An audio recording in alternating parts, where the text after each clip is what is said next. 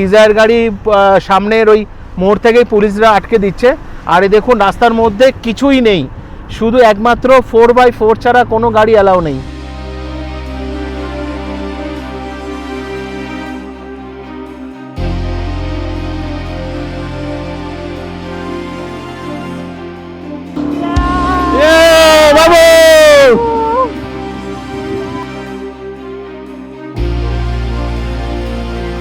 যেখানে দোকানপাটের অবস্থা দেখুন পুরো বরফে ডুবে গেছে। আমাদের পরিবার সোলাং ভ্যালিতে সুন্দর মজা করলাম, এখানে অনেক কিছু দেখলাম। লাস্টে আমরা এখানে শর্মাজির ধাবা যে ছিল এখানে কিছু লাঞ্চ কাম স্ন্যাক্স নিয়ে এবার আমরা রওনা দেব শিশুর উদ্দেশ্যে। যেহেতু অল্টন টানেলের কাছে প্রচুর পরিমাণে বরফ পড়েছে, তাই ছোট গাড়ি কোনো অ্যালাউ করছে না এখানকার লোকাল প্রশাসন। আমরা কি করেছি, আমরা এখান থেকে জিমনি ভাড়া করেছি, যেটা খরচা পড়েছে 4,000 টাকা। যখন বরফ পড়বে আপনাদের যে গাড়ি আছে সেই গাড়ি কিন্তু আপনারা পাবেন না, তার জন্য আমাদের আলাদা করে খরচা করে যেতে হবে অটল টানেল বা শিশুর উদ্দেশ্যে। তো এখন ঘড়ির সময় ঠিক 2টো বাজে, আমরা এখন রওনা দিচ্ছি শিশুর উদ্দেশ্যে।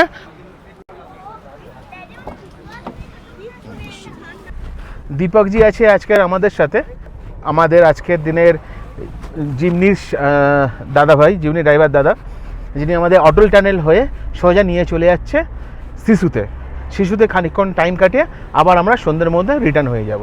তা ঠিক আছে, দারুণ মজা হবে। পুরো গাড়িটাই আমরা হায়ার করে নিয়েছি, তারপর এটা মারুতি জিমনি আছে, নতুন গাড়ি একদম। দেখুন বরফ, কেন নর্মাল গাড়ি আসছে না এখানে, সে আসলে দেখলেই বুঝতে পারবেন। আমাদের যে ট্যুর প্যাকেজের মধ্যে ছিল ডিজায়ার গাড়ি সামনের ওই মোড় থেকেই পুলিশরা আটকে দিচ্ছে। আর এই দেখুন রাস্তার মধ্যে কিছুই নেই, শুধু একমাত্র 4x4 ছাড়া কোনো গাড়ি অ্যালাউ নেই। আর ভিউ দেখুন দাদা, ভিউ দেখুন, একমাত্র গাড়ি চলছে 4x4, চারিদিকে শুধু বরফ আর বরফ, আর কিচ্ছু না। দেখুন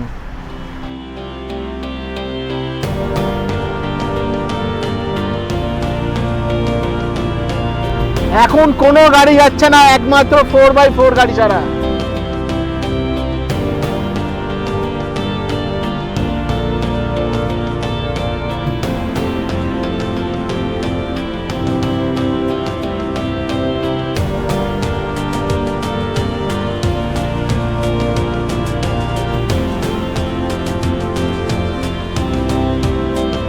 এই দেখুন গাছের ওপরে কি সুন্দর বরফ পড়ে আছে এখনো পর্যন্ত।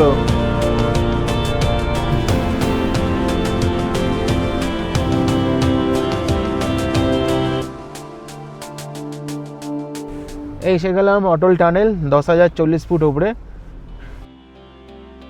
আমরা এখন ক্রস করছি 9.2 কিলোমিটার দীর্ঘ ভারতের তথা বিশ্বের অন্যতম ঐতিহাসিক হাই অল্টিটিউড সড়ক টানেল অটল টানেলে, যা মানালি ও লাহুল উপত্যকাকে সারা বছর সংযুক্ত রাখে। রোহতাং পাসের নিচে নির্মিত এই টানেল মাত্র 20 থেকে 25 মিনিটে পৌঁছে দেয়, যা আগে সময় লাগতো 4 থেকে 5 ঘন্টা। দেশের প্রাক্তন প্রধানমন্ত্রী শ্রী অটল বিহারী বাজপেয়ী সম্মানে নামকরণ করা হয় এই টানেলের। এই টানেলে আছে উন্নত পরিমাণের ভেন্টিলেশন, ফায়ার সেফটি ও সিসিটিভি ক্যামেরা। অবশ্যই আপনারা মানালি ট্রিপে আসলে অটল টানেল একবার অন্তত ভিজিট করবেন। এবার আমরা চন্দ্রা ব্রিজ ক্রস করে সোজা বাঁদিক নিয়ে নেব, যে রাস্তাগুলো চলে যাচ্ছে লে, কার্গিল, শ্রীনগরের দিকে। আপনারা যদি ডান দিকে যান সেখানে পেয়ে যাবেন রোটাংলা, কাজার দিকে। এখন আমরা চলে যাব বাঁদিকে শিশুর উদ্দেশ্যে। কত পর্যটক এখানে দাঁড়িয়ে আছে, নেবে এখানে ছবি তুলছে, আর এই প্রকৃতির যে বরফে মোড়া পাহাড় দেখে উপভোগ করছে, এক অপূর্ব লাগছে। তবে আমরা এখানে দাঁড়াবো না, আমরা সোজা চলে যাব শিশুতে। এই দেখুন, এই পাহাড়ি কুকুরটা দেখুন কি সুন্দর লাগছে। রাস্তার দুদিকে যেদিকেই তাকান শুধু বরফ আর বরফ, দু চোখ ভরে শুধু বরফ দেখে যাচ্ছি। এই 6 ফুট 7 ফুট বরফের পাশ দিয়ে আমরা যাচ্ছি, এক অসাধারণ অভিজ্ঞতা বলতে পারেন। সঙ্গে তো আমার ছেলে, আমার মিসেসের এত ভালো লাগছে তাদের, সে ভুলে ভজানো যাবে না।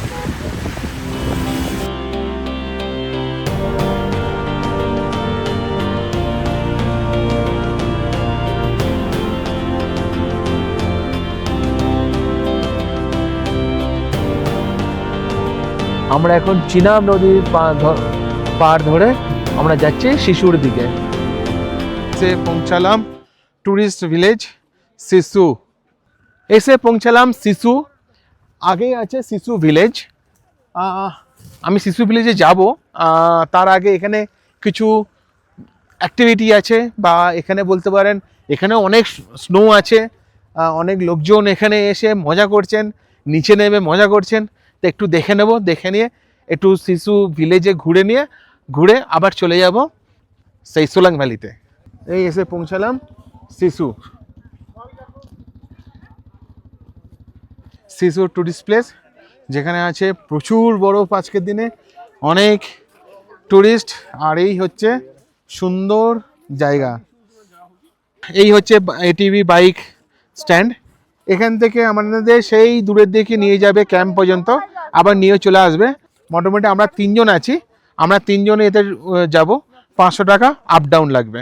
এই হচ্ছে রিটার্ন টিকিট দিয়ে দিয়েছে, এখান থেকেই আসার সময় এটা দেখাতে হবে। এই হচ্ছে আমাদের বাইক, এই দেখুন।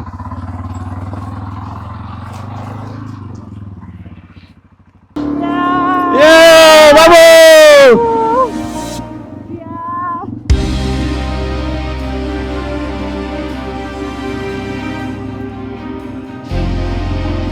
দারুণ মজা, আর চারিদিকে শুধু বরফ আর বরফ।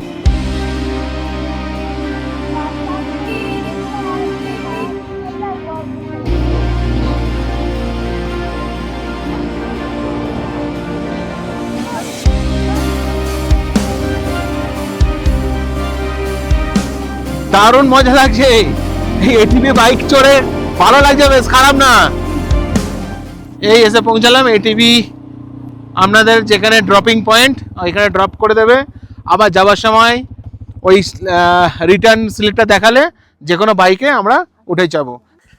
এই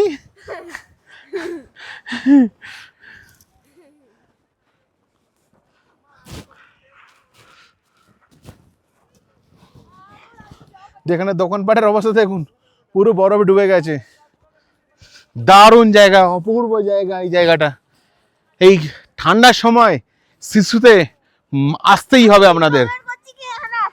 কি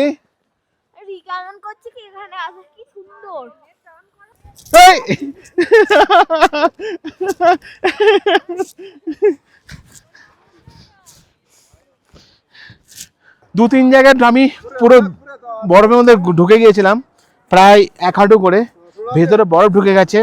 দেখাচ্ছি কতটা বরফ ঢুকেছে ভেতরে, ভেতরে পুরো মজা, ভিজে গেছে দেখুন, পুরো ভেতরে বরফ ঢুকে গেছে। আবার এটা পরিষ্কার করে পরে নেব, কিন্তু বরফে আসলে ড্রেস নিক বা না নিক, এই জুতোটা অবশ্যই দরকার। আবার এটা পরে নেবো জুতোটা, মজা অল্প অল্প ভিজেছে, জুতো পরিষ্কার করে নিয়েছি। এই দেখুন এখানে জিপলাইন আছে, জিপলাইন করছে, লংগেস্ট জিপলাইন টিকিট কাউন্টার। আর ওপরতে দেখুন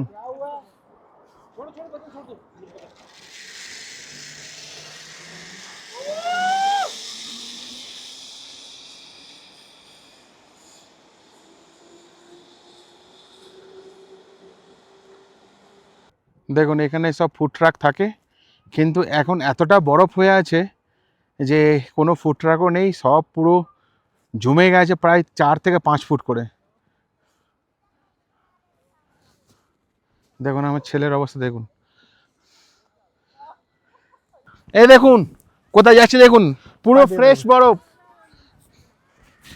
এই পুরো ফ্রেশ বরফ দেখুন।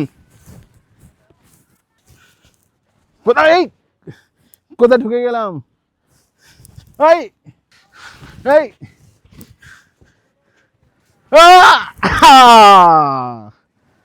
এ সুখ আর কোথায় নেই,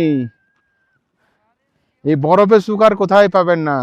কতটা বরফ ঢুকে আছে, 1 হাঁটুর বেশি বরফে ঢুকে আছি পুরো আমি।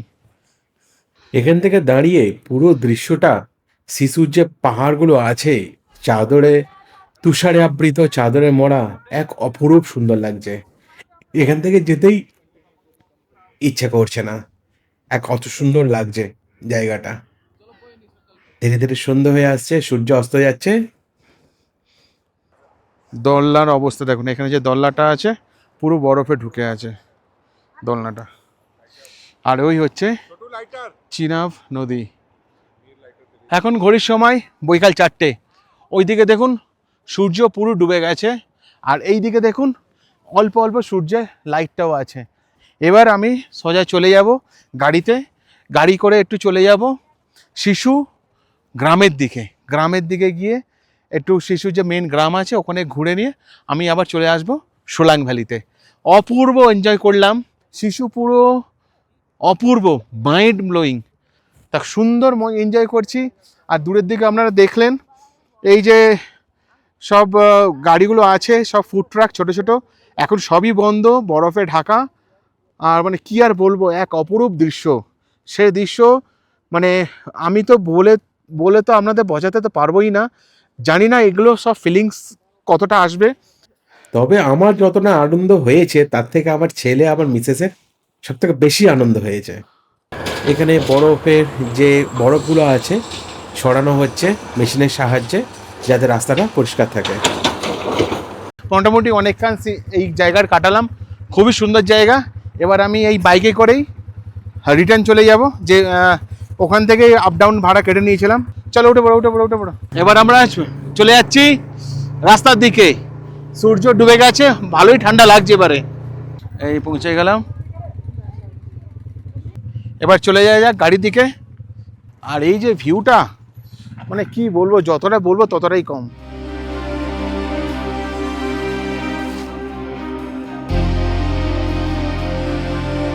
এই হচ্ছে শিশু ভিলেজ।